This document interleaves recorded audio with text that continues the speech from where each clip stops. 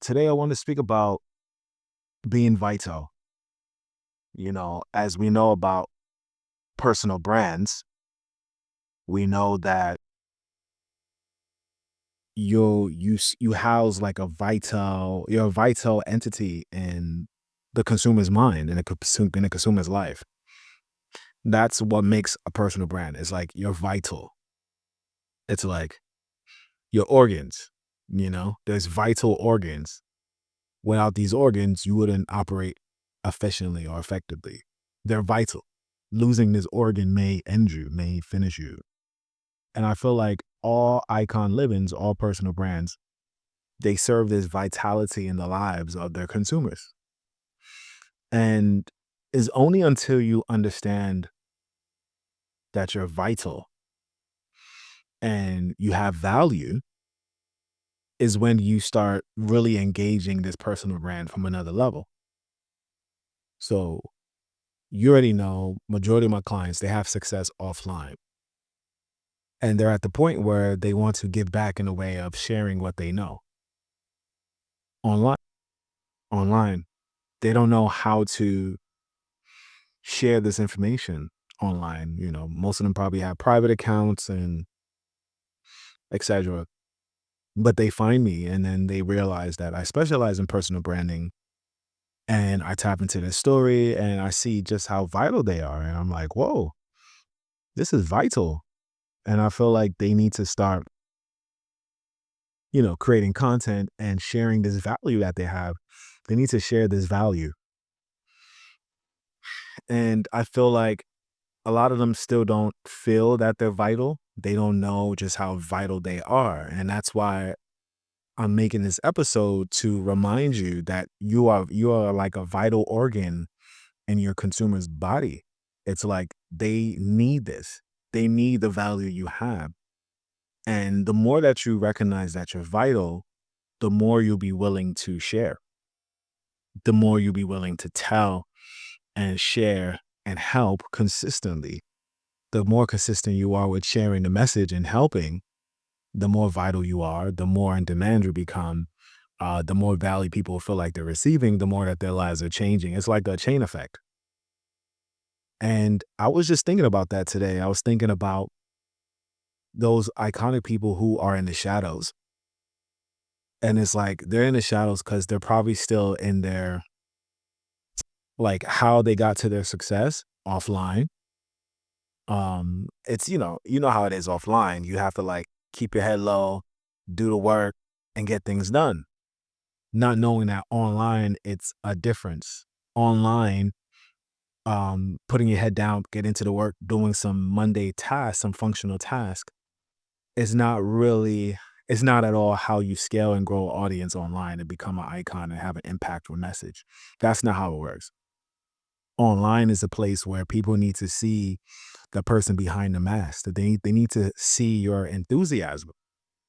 They need to feel you, you know. One of my good friends, she uses the word called humanity. They need to feel your human side, right? They need to feel that humanity through you. And that's where the connection, as I said in the past episodes, comes. They need to feel this humanity in you because, that person who puts their head down, gets the work done, scales these businesses offline. Yeah, you're very successful. You have the success, but it doesn't work like that online. Online is a whole different sector. And I can see why a lot of my clients are failing at it before they meet me because it's like they're thinking they can apply what they apply offline online and they'll see similar success. And when it doesn't translate, they become frustrated and, they almost give up on the message they have to share with the masses upon what they learned during their time being an offline entrepreneur, which is still vital to the audience. The audience needs to hear this value. They need to apply it to their lives so they can also see similar success and more, you know? And this can be administered in multiple ways, and like a book, a course, a mastermind, a membership site. There's so many ways you can share this value and monetize it. But before we get into sharing the value and monetizing, We need to get into you learning how to tap into your humanity, learning how to tap into your vitality, learn how to tap into your enthusiasm, learn to tap into your joy, right? Because this thing that you do, it has to be what you love.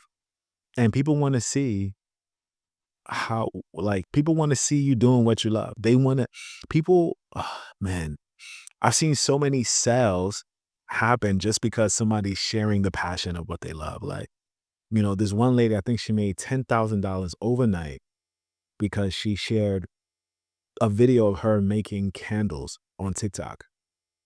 But it sounds normal, like, oh, lady making candles, yeah, whatever, blah. Nah, when I went to go watch the video, because at first I didn't believe it. I'm like, what?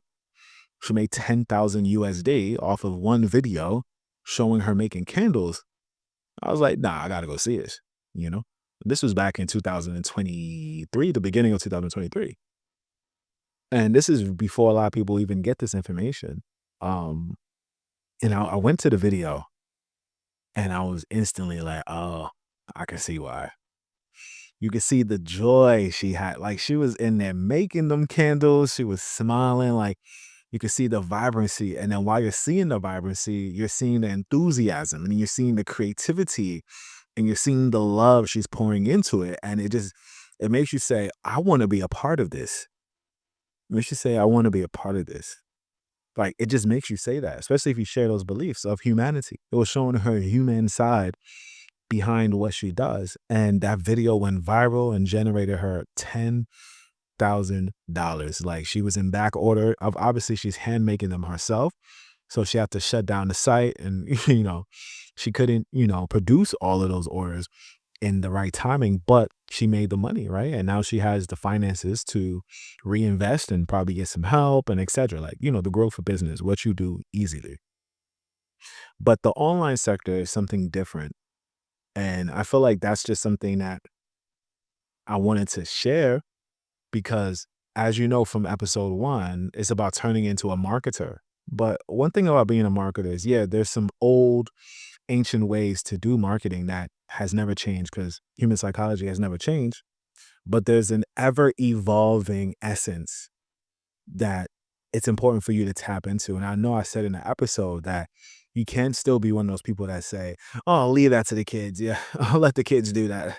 You can't still be in that lane where you're refusing to adapt, where you're refusing to try something new. You're refusing to come out of your comfort zone.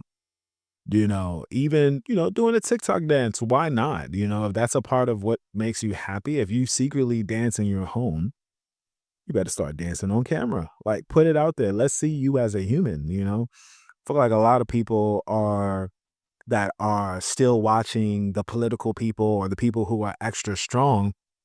What I mean by strong is like they have strong brands. It's like all you see is bam, picture this, bam, picture that, bam, video this. Like, everything looks so strategically perfect. I feel like these people are in certain sectors, right? So you're always going to get like this certain branded person who's like, I wouldn't say overly branded, but it's like in high school, you got the popular kid and the popular, popular dude, popular woman. You got them. So like they got the best of the best clothes. They just look well put together. They're just like, you know, they're just looking very good. And it's like, all right, yeah, yeah, yeah. And we already know about that. 9 out of 10, those people really don't do much with their lives. I mean, that's a true fact. If you look back at your well-dressed, most perfect person in school, where are they at now? It's very rare you see somebody who has such a strong branded, put together presence if they're not in politics or in some type of high level aesthetic, um, that they ever succeed beyond that. It's just that they're good at looking good and being perfect, but what are they actually doing? And at the end of the day, what's winning now and what's coming more into the fold is those who can look like that, but they have like a human side to them. The human psychology is able to connect to you as in this is another human. Why? Because AI is here. AI is here to stay. AI is here, baby. And now that we know AI is here, We need to know that humans will start craving human touch, human feel, human interaction a lot more because what we're going to start getting an influx of is AI, automation. And as you build your personal brand, you're going to start to see that the work, hard work, not even smart work anymore, hard work will start being delegated to AI and automation, right? Hard work won't even be a human thing anymore. Like people who work at car factories, or even if you look at it, some of your favorite brands, especially if you're in like a first world country, that's AI. That's robots doing that. They might have a quality control human at the end to make sure all these candy bars is looking up to par. But at the end of the day, they've transformed Amazon. They've transformed their whole factories to robots. It's AI in there. AI is checking it, scanning the barcode, putting the thing in the packages, taping it up, putting it in the truck, all of that. Like AI is doing that. And if the AI is doing this now, in the next 5 years, you already know AI is doing it for real, especially with the new AI robots that can come into your house, cook, clean, and wash your clothes and vacuum your floor. AI is here. So that means a lot of the mundane, hardworking tasks will be delegated to AI, right? A lot of things that we do right now in the business, like captions and sometimes even editing may be done to AI. You could just program it and it'll edit the way we like to edit, etc. Like AI is just here to do the mundane task. So what does that leave for us? Especially us with personal brands, because we know the future is personal brand. We know that people who are getting opportunities in the future won't be getting them for their degrees. They'll be getting them for their personal brand. Who are you? What have you done? Your story. This is what the future is about, your story. And it's like, this is the best time now to start getting your story out there, start sharing your humanity, and start cultivating an audience and start giving that value back, because that's how opportunities are being given in the now and in the future. And the now has already started. You can go on any of these platforms, TikTok, Instagram, LinkedIn, YouTube. You'll start seeing that people who give value, who are vital to people, they're getting a lot of opportunities, m- more than someone who's fully qualified and they went to Yale and Harvard and they got all these degrees. Yeah, yeah, yeah. These people are not getting it. If nobody knows you, you could be super qualified right now, but someone who has a personal brand, who has more of a humanity and they have a story, uh, and they have some form of experience, they will get it over you. That's a fact. So that's why, like, I'm spearheading personal brands right now, because I myself, I'm an icon living. And I'm doing the work I need to do in the sense of sharing this value because I feel like you need to get it. And just like how there's something in your heart that you feel like your audience needs to get, I'm doing that. I'm giving you something that I feel like you need to get. You need to figure out, like, hey, it's time for me to share my story. It's time for me to share my humanity. It's time for me to be myself. It's time for me to take my personal brand serious, as in like not rigid, but as in like, let's take it for real. Let me seek the help. Let me contact Content Sage, speak to King Obi. Let me start this journey. Let me take my personal brand off. Let me find my niche, my topics, what I like to talk about. Let me cultivate my audience. Let me build my email list of people who know, like, and trust me. Let me have my community, right? And let me start offering them things. Let me start sharing and helping and giving back and having engagement one-on-ones and group one-on-ones and just so much going on. Like, when you have a community, you have a voice, you're known, you're seen, you're heard, you can command 40 to 50,000 people to show up at something, buy something, do something. This type of energy and power revolves around your story. It revolves around your vitality. It revolves around how vital you are to humanity. Why are you existing? What are you sharing? And is what you're sharing impactful enough to impact millions of people, hundreds of thousands of people, millions plus? It really depends on how well you tune in and share and release all of the stuff that a lot of us grew up thinking is what it needs to be done. And we're missing out on what social media is all about, right? Just look at the word social, you know? And it's like AI doesn't socialize. It just repeats mundane words that we give it. But humans socialize. And we like to socialize with people that we like. We might debate with people we don't like, but we like to socialize with people that we like, people that we get along with. We can feel the energy. We're like, yeah, we like being around them. And there's a great experience there. That's social media, right? And when I started looking at social media, that's when I knew, like, oh, okay, yeah, it's like one big party, right? It's like one big party, and some people are just browsing, some people are really there to get some value, some people are really there because they have a problem and they need some help. And because you are a high level entrepreneur, you've already scaled offline. You understand the value of being an entrepreneur. It's solving valuable problems. And I feel like you have message inside that is urgent. It's urgent to get to your audience. It's urgent to share because you are vital to their success. You are vital to their transformation. You are vital to their lives. And I feel like it's important to push yourself out there, put yourself out there, but in a humane way. What content says, we definitely tap into the high end content. So we will have some high end content. You will look very good, but we won't have you looking like you're in politics. Right. We'll give you that presence. You'll have that online presence. You'll be felt. You'll be heard. Your story will be out there, and your story is ever growing. But at least your origin story, right? Your hero's journey, your how to, how did you become? What did you have to overcome? Things like this is vital. People want to hear that. People want their lives to transform as well. Just because you're at where you're at, not many people know how to get there. Not many people are there actually. So it's super vital to tap in and share.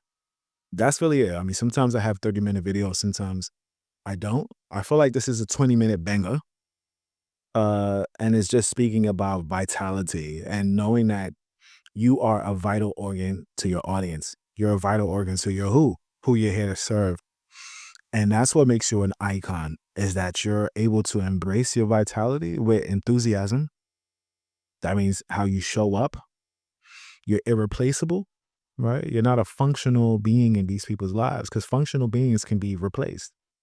People who are just here to do a function, like I can get an editor for my video. You're just an editor, right?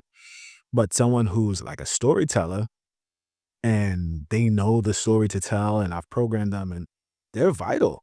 They're vital to the business because it's like, yo, I don't know anyone else who has this symbiotic way of knowing my story and they come with fresh ideas and they just, that's a vital person, not just an implementer or someone who's just a functional being.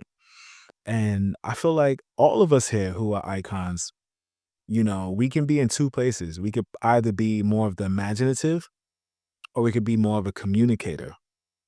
And I feel like majority of the people who are listening to this podcast are communicators. There are some imaginative people here because them too, they have to have some form of communicating to a communicator to get their ideas out. But I feel like majority of people here are communicators.